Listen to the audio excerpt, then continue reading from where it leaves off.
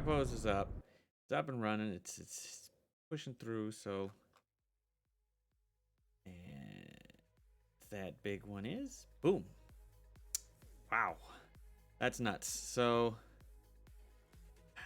they brought out a version of Wong. Look more like it's the older. It's the older version of it. Kind of look more like the ancient one, but you know it could be a version of him still. But still, it's Wong. It's great. So starting to push through it, talk about it. Boom, Doctor Strange, Heartless, and Wong. So Morgan Le Fay won't be the only sorcerer in the Darkhold team worthy of Ai Agamotto, as Doctor Strange and Wong will be joining the legendary Apocalypse's Horseman Squad. As mentioned last week's blog, the Darkhold team will be a powerful arena force, and today you'll see how these high-profile spellcasters bolster their allies. First, let's ponder this question: what if Strange lost his heart instead of his hands? So going through all this looks basically like reading it, just skimming through it, looks exactly kind of like the What If episode. What would happen if Doctor Strange just kept losing his love, Dr. Christine Palmer, and just kept going and going and going and going, trying to repair, trying to figure out how to save her, and he never could, and he kind of messed up the entire. He started messing with too much with time and multiverse and created paradoxes and stuff like that, and ended up almost blowing the place up until trying to figure out how to save her. But her death is basically an absolute point for his timeline. So that's the interesting point of it. So I mean, I don't even know. And then Doctor Strange will be arriving on Nexus Earth as a Darkholder Blaster with a particularly high resistance stat. So he specializes in fortifying his Darkhold enemies and walloping enemies with hard-hitting attacks. So instead of updating Doctor Strange, instead of giving him just, new set or updating the set he already had, they just said, screw it, we're going to give you a brand new Doctor Strange and call it a day. Which they kind of did. Basically, it's Doctor Strange, Heartless. So, and he also grants Barrier for... Hey, Sledge, how's it happening, man? And Doctor Strange is most effective with the Darkhold team. However, he can work with any character that can help set up his ultimate ability by giving him ability energy, positive effects, or the enemy team negative effects. So he could kind of be put probably all around, but we're going to go ahead and check out what he's actually giving. So cause your enemy's universe to come crashing down with the Sorcerer Supreme. So he's villain, cosmic, mystic, blaster, and he's part of the Darkhold team. So his basic, which it's somewhat similar to what he already had anyway, is he attacks primary and adjacent targets for 280% piercing. So he's getting piercing. Happy Friday, man. And then he flips 2 positive effects to negative effects, and this attack cannot be blocked, but it can be dodged, it can be evaded, stuff like that. So, but it can't be blocked. So anybody that's got high block chance isn't going to be able to block it, and especially if they got a couple of positive effects there, that's not going to change anything too. So, special iconic. I want to say iconic blast, but I'm not sure how to pronounce that. So this one's basically turn 1 as well. You can copy and clear 2 positive effects from the primary target. You can attack for 400% damage, apply slow, reduce speed bar by 25%. So now he's going to manipulate a little bit of, speed, which is great because why not? You're going to manipulate speed a little bit more. That's pretty cool. And then dynamic embrace. So that's going to be turn 3 because you gotta wait a little bit for his ultimate. But his ultimate is you gain 3 charge, attack all enemies for 300% damage plus 50% additional damage per positive and negative effect on self and the primary target. Ooh, wow. That's a nice one. Okay, so if they got positive and negative effects, so ooh, damn. This sounds like it would work pretty good against Infinity Watch, because you can go ahead and have both. Their positive effects remain on there with Safeguard, and then you could throw negative effects on them if they don't got immunity. So boom, they got 1-1. Oh wow, that'll be, and it's 50% additional damage per positive and negative effect.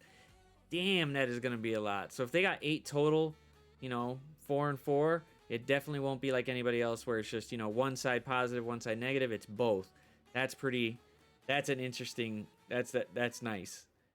And then his passive, Heartless. On turn, if charged, heal for 20% health plus lose 1 charge. So he gains 3 charge from his ultimate. So if you keep his ultimate going off, he's going to keep healing every turn. And then at the end of any Darkhold ally turn, bury that character for 15% of this character's max health. If charged, instead bury yourself and all Darkhold allies for 50%. Wow. So he gets 3 charge. So basically for the first 3 turns, everybody's getting barrier anytime a Darkhold member takes a turn.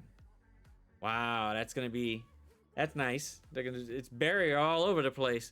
He's giving barrier out everywhere. On enemy death, gain offense up. If this character already has offense up, gain speed up. Ooh. So more turn manipulation. That's pretty good. Gain 50% crit chance and crit damage. Darkhold allies gain 50% crit chance and crit. Wow. So Raider. Basically, he's going to be a Raider. You might as well just raid it. He's going to be a Raider in the ISO because that would make the most sense if he's going to be doing... If they got 50% crit damn. Damn, that's a lot. Wow. Ooh, that's going to be a lot in Arena. That's going to be nuts. That's going to be cool. All right, so now we got Wong. Finally, they brought in Wong. Since he's a big old fan favorite in the MCU, might as well just bring him out. Doesn't look like the Wong in there, but whatever. And he's gonna be a protector, obviously, with high health and resistance. As protectors go, Wong is extremely powerful and he's vital to the success of the Darkhold team. Not only does he draw enemy attacks with a taunt, but he attacks any enemy who attacks him or any of his Darkhold allies. His ultimate ability, Portal Barrage, is especially potent as it manipulates the effects on the primary target, grants Wong taunt and barrier, as well as gains safeguard if Doctor Strange, Heartless, or Doctor Strange is an ally. So either character, he's going to kind of work with either Doctor Strange or Doctor Strange Heartless. That's kind of funny. If they update Doctor Strange and give him a little, maybe some better stats and something to his damn kit, maybe be more effective. But yeah. But we got Wong at least, so he's going to attack the primary target for 320% damage, clear 1 negative effect from self and all Darkhold allies. So he's going to cleanse a little bit. His special's turn 1, and that's pretty damn high. 7 out of 7, Jesus. So attack primary target for 200% piercing plus bonus attack 2 times for 200%. Wow, more piercing damage. That's nice. This attack ignores deep. Wow, there you go. So even if you got defense up, he's still hitting your ass for 200% piercing. There you go. And then Portal Barrage. Enemy cost 10 out of 10. Jesus, that is a lot. That's... oof. Damn. So somebody's got to give ability energy out. Somebody has to. One of these... I guess the next character has got to give ability energy out. So that way they could pull... That way Wong can actually be more useful with his special and his ultimate. That's a lot of turns to 7 out of 7 and 10 out of 10. But you transfer all negative effects from this character to the primary target. Clear all negative effects from self. Copy 3 positive effects from the primary target to self. Flip 3 positive effects on the primary target. So you're basically giving him a whole bunch of negative effects. And attack primary target for 300% damage. Gain taunt for 2 turns. Bury yourself for 30% of this character's max health. Obviously, his health pool is going to be high, so... If any Doctor Strange is an ally, gain 1 safeguard to a maximum of 2. This attack cannot be dodged. It can be blocked, but it can't be dodged. So, somebody's getting hit. So, if Doctor Strange, Heartless, and Doctor Strange are allies, Wong still only gains one safeguard. This ability doesn't stack. Okay, so... Doesn't matter. As long as Doctor Strange is there, he's only gaining 1. So if you got 2 of them, it's obviously not going to give you 2. That would have been great, but it's not going to do it because I guess that's what the developer note. Yeah, the developer note does it. Passive. Guardian of Ancient Knowledge. Yeah, he's basically Maw. Yeah. But, I mean, at least with Maw, he doesn't have, the energy cost is a lot. Yeah, it's a lot less, but... I mean, the passive, here goes his passive. Guardian of Ancient Knowledge. On spawn, apply defense up for 2 turns to self and all Darkhold allies. So, he's applying defense up right out the gate. On turn, if this character or any Darkhold allies have any amount of barrier, apply 1 deflect up to a maximum of 3 to those characters. Wow. Okay, so Strange is giving out barrier, and if you get barrier and Wong takes a turn, he's giving you deflect. So, ooh, he's giving extra stuff while you're waiting to actually take a turn with him, but that's fine. When an enemy attacks a Darkhold character, if this character does not have ability block, attack that enemy 3 times for 50% piercing. So if he's got like 25,000 damage, he's going to be hitting you for 12,005 3 times. So that's 30, that's 37 something. That's not bad. When this character drops below 30% health, clear taunt. So if he does he's still got taunt, and then he goes below it, he's out. Gain 30% armor. Darkhold allies gain 30%. Wow, shoot. He's basically he's giving everybody armor. That's a good one. I wish they would make that an actual, proc, but whatever. Fine. All right. So the one thing I noticed over here, where is he? Nope, not yet.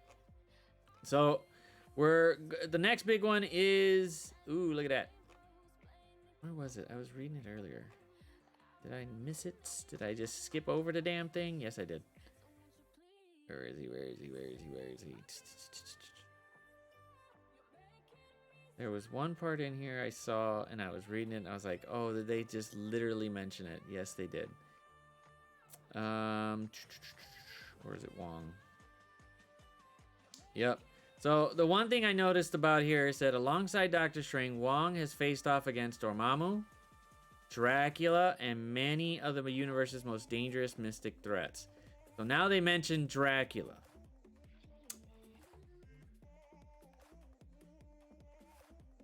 Maybe he'll be put on some other team for it. Maybe he won't. We won't know. Dracula hasn't been even spoken about or anything like that in the MCU, but they mentioned him here, so they're probably going to bring him out eventually in some shape or form, but we'll just have to wait to see.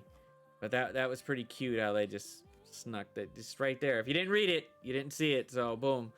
Dracula, so they're putting people on notice for Dracula there because they usually show up in sometime. So Morbius, trying to get Morbius shards. Rising up from the shadows on March 17th at 5 p.m. is one of your first opportunities to recruit Morbius in the Living Vampire event. Sink your teeth into a vein of Morbius shards, along with other scary good rewards during this limited time event. Interesting. Go monster hunting by earning Mystic Assassin Orb Fragments via the event milestones, and then open the orbs and earn shards for select characters with the limited time Mystic Spirit Slayer trait. Okay. How do we earn these suckers? First, spend campaign energy, not including ISO 8 campaign energy, and battle and raids to earn points toward a 4-day milestone that rewards Mystic Assassin Orb Fragments. Okay, so since they are actually giving energy out in the game via the web store, I think the best thing to do would be save up every email right now that you're going to get with, doing Blitz and stuff like that in there. Because in the store, you do get it every time you do, I think it's just one Blitz run or whatever. And then, you successfully do milestones, then they send you an in-game mail for beating it. And that's usually what?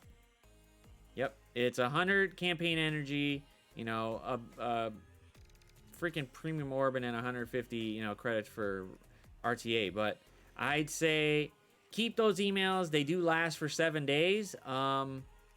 Probably best to do it right now, and then just stock up on energy probably that on the 17th. So got another 6 days, so that'll be Thursday. That'll be on Thursday, so that'll be interesting to try and see. But hey, we'll see how that plays out. But save those in-game mails for yourself, so that way at least you got energy built up. If you want to hoard it now, go ahead. But I mean, who knows?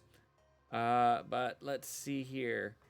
Now the Flesh and Blood milestone. After the Fangs Out milestone, earn points toward another 4-day milestone that rewards Mystic Assassin Orb Fragments by winning in Blitz with any character, battling in Blitz with Mystic Spirit Slayer characters at a minimum of 5 stars, battling in Alliance War with Dark Hunter characters, and spending cores.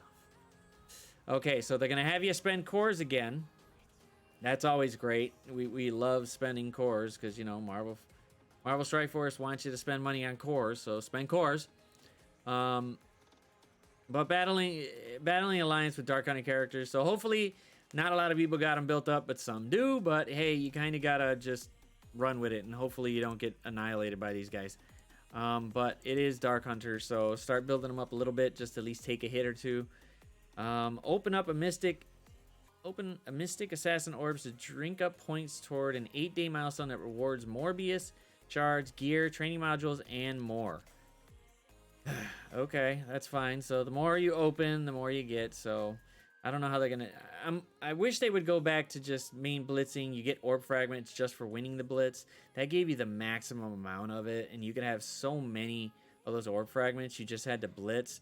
Kind of puts a lot of the point on there. You know, for the player, you actually got to do work for it to grind. But yeah.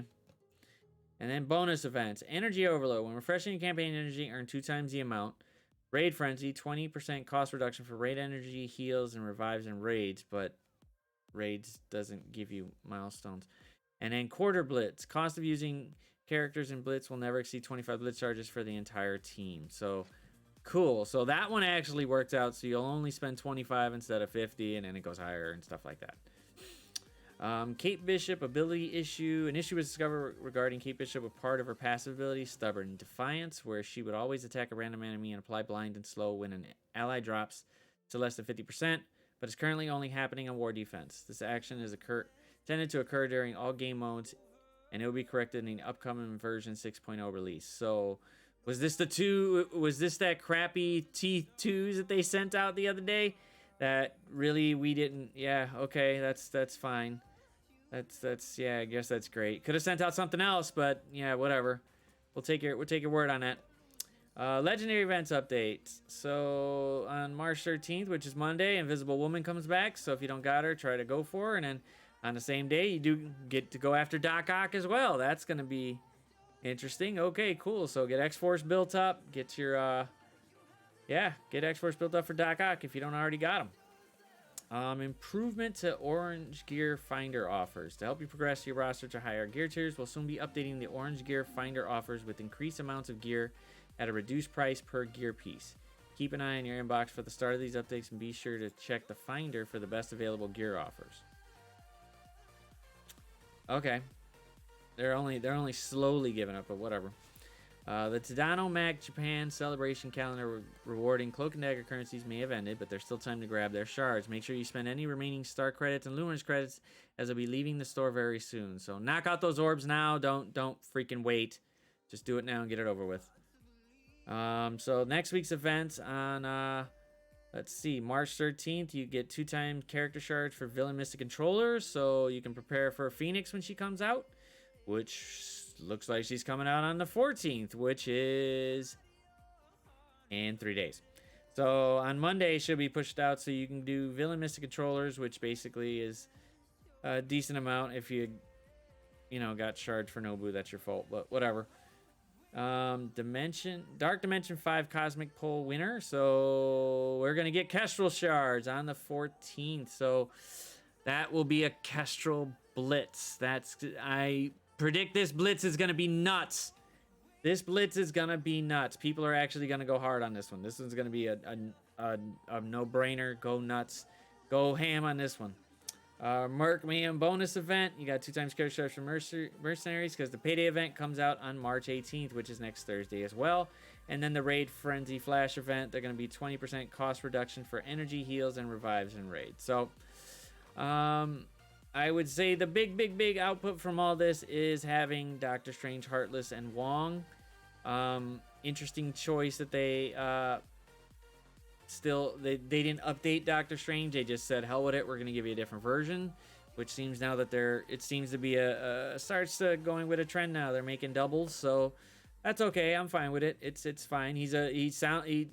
Both both of these characters together are gonna be a tough match to beat. I mean, you get Safeguard, you get a lot of barrier, you get a lot of armor.